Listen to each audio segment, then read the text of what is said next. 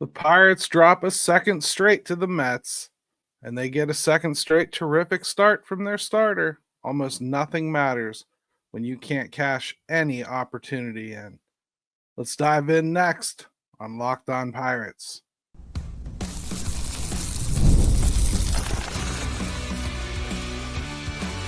You are Locked On Pirates, your daily Pittsburgh Pirates podcast, part of the Locked On Podcast Network, your team every day.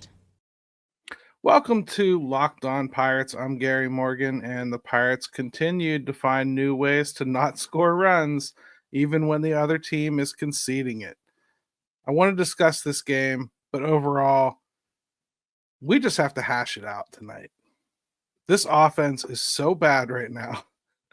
And by my count, they're missing like 3 planned offensive starters. What I want to really start thinking about is, will those guys coming back be enough to start cashing in some of these? We should also talk a good bit about Brian Reynolds. Brutal does not begin to cover his stretch that he's on right now. And if I have a little bit of time, I'll work in talking about a little bit of minor league news, just some good stuff going on down there. Specifically from a couple of the top 100 prospects. So we should definitely cover it.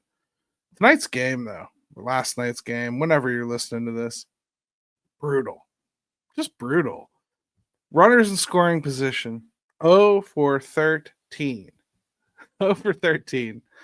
They left 12 guys on base. The only reason it wasn't more than that was Davis drew a bases loaded walk, and that's how they scored their lone run. They had opportunity after opportunity after opportunity in this game. It was comical, actually. At one point, it got to the point where you felt like, I better start laughing or I'm going to cry. It didn't matter who was up, barely. I mean, Brian Hayes was seeing the ball really well tonight, made some good contact. Joey Bart made some good contact. A couple close to homers. You know what I mean? The offense getting on base, I wish I could tell you that was the biggest problem. They had 7 hits and 5 walks tonight. Listen, you got a starter like Kodai Senga, and you do something like that. I mean, you've done the job. Getting on base against him is half the battle. Getting into scoring position with less than 2 outs, again, you've kind of succeeded. You've gone through and actually accomplished your battle plan. So if you can get to that point, you have to get to the point where you drive a few runs in. Everybody looks like they're grinding their bat into sawdust when they stand up there with an opportunity anymore. And then you have the other approach where some of these guys, you can tell it's so in their head, they don't want to stand up there and get psyched out. So what do? They swing at the first one. We've seen Brian Reynolds do that a ton recently. All in all, though, the entire offense as a whole, just El Stinko.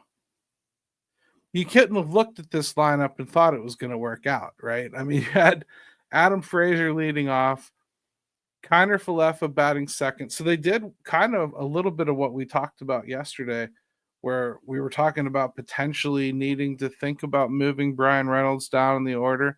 Now, I didn't think 3 is where I'd put him.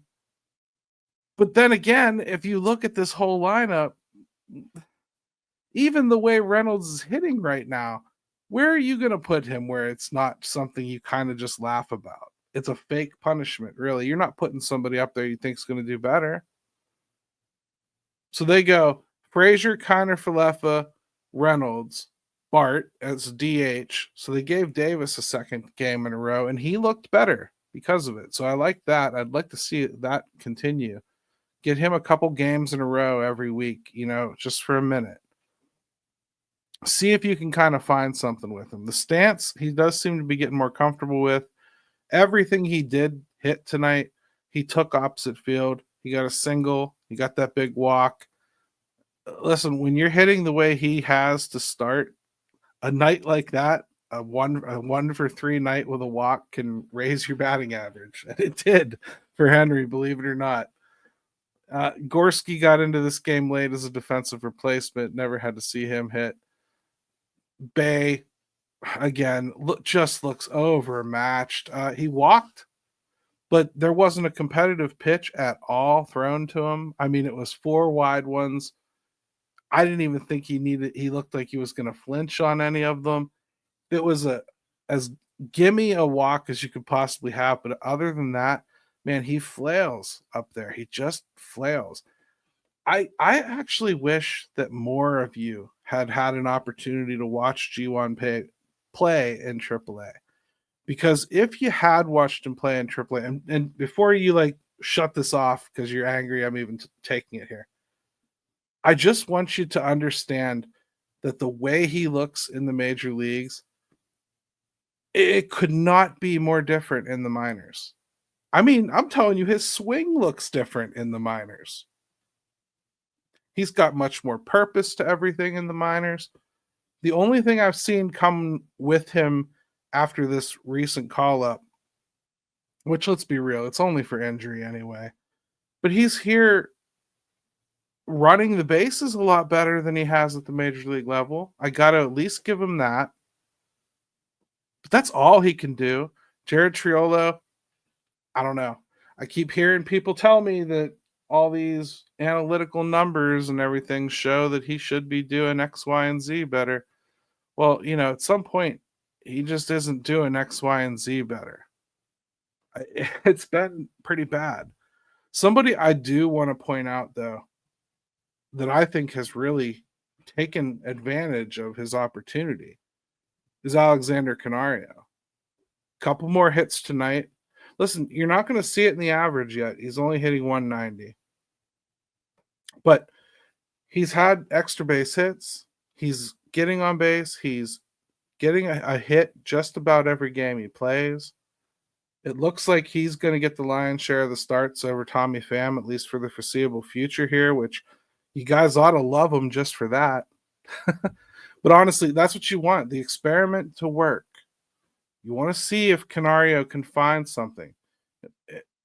He's kind of in a let's get comfortable with each other phase right now. He's starting to get a little bit more comfortable with his approach at the plate. You can see that he's kind of starting to feel it a little bit. The timing's coming. He's not trying to pull everything. He's actually making really good contact. His barrel rate is terrific. There's a lot to like about what Alexander Canario is doing. That's an experiment the Pirates should keep trying. I would like to see the power show up a little bit more, but I do think that he's trending in the right direction. Somebody else trending in the right direction is Ke'Bryan Hayes. I've said for a long time, as long as Ke'Bryan Hayes is playing the kind of defense that he tends to play, I don't need him to do a whole lot more than hit 260, 270. Well, Ke'Bryan Hayes is hitting 260 on the nose, and there was a couple minutes in this game where he was all the way up to 270. He really, really is doing exactly what he needs to do. He's taking the ball the other way with authority, and today he pulled one to the left center gap with authority. A couple really nice swings for Ke'Bryan Hayes. He's been taking a great approach at the plate. The slider guys still give him a lot of trouble, but he doesn't have trouble with these guys that like to pitch low in the zone. He tends to do a little bit better on those, as long as they're not guys that can hit the top of the zone with velocity at the same time. Senga can, and to his credit, Hayes still continued to do the job. Joey Bart continues to make decent contact. Even if he's not getting hits, he's hitting the ball pretty hard, right up the middle. Unfortunately, they're all pretty low line drives or just about home runs, not quite all the way. Somebody needs to get him to do about 10 or 15 push-ups in that dugout and see if he can't straighten things out. When we come back, let's get into the real problem, though, because Brian Reynolds is just a guy that cannot continue to perform like this if the Pirates are ever going to do anything. Get the supplies you need from the site made for skilled trades, Supply House. Whether you're in plumbing, HVAC, or electrical work, Supply House is the reliable way to order products online. Their easy-to-use website is packed with helpful resources and the latest product info to help you get the job done right. Plus, with a complete inventory of over 200,000 parts from 400 plus top brands, you'll find exactly what you need delivered fast from coast to coast. Need help with an order? Supply House offers expert support and industry-leading service, so you'll always talk to a real person. And for trade pros looking for an extra edge, their free Trade Master program offers exclusive perks like a dedicated phone line, free shipping, and discounts on every order. Thousands of skilled professionals are already taking advantage. Now it's your turn. Join the Trade Master program today at supplyhouse.com/TM and start ordering plumbing, HVAC, and electrical supplies with just a few clicks. Plus, use promo code SH5 for 5% off your first order. That's supplyhouse.com.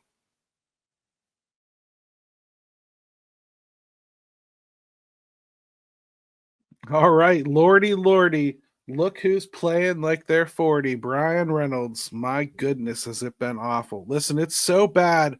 I had to wear the team of another loser that I root for, Pitt, for this video recording. Listen, Brian Reynolds is just in a bad spot.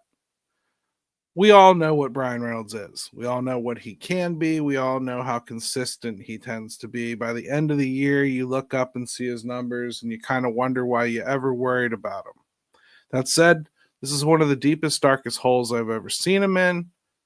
And in this case, even his predictive stats don't look like a guy that is doing much good. Okay. In 2024, for instance, just his batting run value, this is just a very generic term, was in the 90th percentile in baseball. Right now, it's in the fifth. The fifth. Okay? Like, we're talking like that bad. In 2024, his base running run value, which is just what he does when he's on the base paths, was in the 70th percentile. This year, 15th. Fielding run value this year is in the 18th percentile. Believe it or not, last year it was worse. 1. So you can understand why they wanted to move him, right? All in all the numbers just do not reflect a player that's doing well. His runners in scoring position numbers, he is, let's see, hitting 167 with runners in scoring position. 167. I mean, that's the guy you paid. I mean, that's the offensive guy you paid. He was your big hitter. He has always been streaky like this. It's not as though I expect him to never go through slumps. He's that kind of hitter. I see him doing all the tricks that he always does. Just saw him tonight start doing the toe tap. That's something he does. Swinging at the first pitch. That's another thing he does. Brian Reynolds usually finds his way out of it. Sometimes it's as simple as, like, let's face a few lefties so that I can get my timing back as a right-handed hitter, and then that translates to everything else. But right now, when he comes up to the plate in a situation where he needs to come through, he looks like the last person in that ballpark that thinks it could happen. No pitchers are even pitching around him at this point. He's whiffing on end zone strikes. That too is not like Brian Reynolds. In fact, it's kind of the hallmark of Brian Reynolds that he hits balls that you throw in the strike zone. That's why his eye is so good. Well, you know what else he isn't doing this year? Walking. Let's just talk about his last 15 games. 61 at bats, 7 hits, a 115 average, an on-base percentage of 167. This is what really kills because he's not even getting on base. Early on, it was okay. his last 30 games. Okay, let's do all the way back 30 games ago. 121 at bats, 198, not a great average. It's not like that is good or anything. 3 home runs, 250 on base percentage though. Why? Because he was drawing walks. He was getting on. Now he's not doing that. And if Brian Reynolds can't do that, even, what's left? Productive outs, right? Well, he's not doing that either. You can't even depend on Brian Reynolds to get you a sac fly right now. You can't depend on him to get you a ground ball double play with nobody out and a runner at third. That's the one time he won't hit into a double play. And that wouldn't even be an RBI. Somebody should tell him it wouldn't help his stats. He's struggling right now, like I've rarely ever seen. And there's some people that believe like it's just because his wife is pregnant and everything, but the splits are opposite to what that's been in the past. He would struggle real mightily on the road or at home and then not so much on the road. Well, it's the opposite. 165 average in away games, 235 at home. It's just not coming together for him. I'm glad they dropped him in the lineup. 3 wasn't far enough, but they probably do need to consider thinking about maybe putting him like in the 6th hole for a while. Again, how am I telling this team to do that when they just don't have anybody you'd want up there, right? It's just not good enough, period, for him. He has to be better than that, especially with O'Neal Cruz out of the lineup. And maybe this is part of the problem. I've said this for a while. Brian Reynolds is a really good player that you want on your baseball team, but you don't want Brian Reynolds to have to be your best anything, because he isn't your best anything. If he is your best anything, you probably aren't very good. Now, to be completely fair, when O'Neal Cruz is healthy, O'Neal Cruz is all of that. He is the best of everything, right? So it doesn't matter quite so much, but you can tell that the extra burden of being the best at anything just does not happen for him. It's a struggle right now. He doesn't look confident to take a pitch. He doesn't look like he's recognizing what the pitchers are throwing. I mean, like he's usually really good at studying the pitchers, and second or third time he sees a guy, especially the second time, he can be pretty deadly. But not right now. Right now, nothing's working for him. I mean, even right now in the 3rd inning and the 4th inning, if he's going to hit, that's when he's going to hit. He's hitting 273 in the 3rd inning and 462 in the 4th. And those are carryover numbers from way earlier. It's been an ugly scene. Let's talk about some players that are coming back that might help take some pressure off.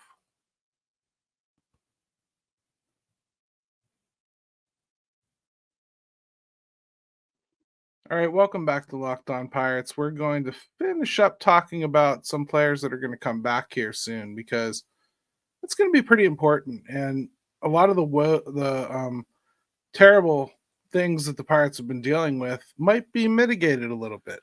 Like O'Neal Cruz, first of all, if his back is so hurt that he can't pinch hit, I'm a little concerned. Maybe he should be on the IL. I'm not sure. Worth thinking about at least. You would hope that he's close to coming back. He hits 308 with runners in scoring position, and they've been leading him off. So he's probably not seeing as many of those as you'd like him to. Although, enough that he's produced, and that's important. Nick Gonzalez, you have to really go back to last year to kind of discuss this, because he only had the one game this year. But scoring position has been good for him too. Remember him being kind of a clutchy guy, right? So he was doing 302. Not bad. That's exactly the kind of thing this team needs, I think, to be a big pick-me-up. And then Spencer Horwitz is a guy that we're not real familiar with, but just last year, I wanted to kind of look at his numbers. 268 with runners in scoring position. Not so bad. I mean, that would be an improvement over an awful lot of guys that are here right now. So the Pirates very well could kind of get some reinforcements back here shortly. Looks like Horwitz is as early as this weekend. Gonzalez is out of the boot doing baseball stuff. I don't know how long of a rehab assignment they're going to send him on, but I'm positive they're going to send him on one. And then you've got like O'Neal Cruz really should kind of be able to step right back in, and you'd think he just keeps doing what he does, getting walks, stealing bases. Hopefully people start pitching to him if anybody else looks scary. I don't know how to think about Andy Rodriguez. I don't know if Andy Rodriguez comes right back up here. I really don't know what you do with him entirely. I don't know that I need him at first base. I think if you're talking about just a couple games here and there against a lefty, maybe Triolo is fine for that. You have to have him up here for the third base play anyway. So why not have something else for him to do? He might be our best shortstop too, if you really think about it, just defensively speaking. So there's that. Canario is a guy that I'd like to see start stepping up in those bigger situations. He's done better with the bases empty. That's one criticism I have of this little stretch that he's gotten. Positive steps from him, but definitely still things to work on. Further out, other reinforcements. Unfortunately, still, you're looking at mostly on the mound, I think, from the minors as far as like big help. Bubba Chandler's going to help. But this rotation hasn't been a problem. It really hasn't. Even during this recent stretch here, I think the last 7 games, I read that their ERA was like 2.33 in their starting rotation. So that's not the issue. The issue is scoring runs. Problem is, man, I just don't see where that happens, because you either have to clutch up and start getting more hits with runners in scoring position. And I don't care if they're singles, but you got to get hits in those situations. You can't dry up when that happens. But really, a lot of teams are scoring more runs because they're doing exactly what the Pirates do. They're getting guys on base, they're getting them moved around, and then somebody is hitting a home run. That's the issue. The Pirates just do not have enough opportunities to hit home runs. They've got a few guys who can hit them, and they've got 2 guys you expect to hit them. One of them isn't hitting anything, and one of them doesn't get pitched to. So I don't know where the power comes from in this lineup. I do hope to see what it all looks like when it's healthy. I have a little hope that it improves as a unit. And I do have a little hope that they start cashing in on more opportunities like this. Because you can't continue to claim to be competitive even moving forward. Forget the overall record. Just we're trying to like wipe the slate clean and play better ball. I think they have done that under Don Kelly. Have they played good enough ball that they can actually like start scoring runs and doing more than hanging with these big boys?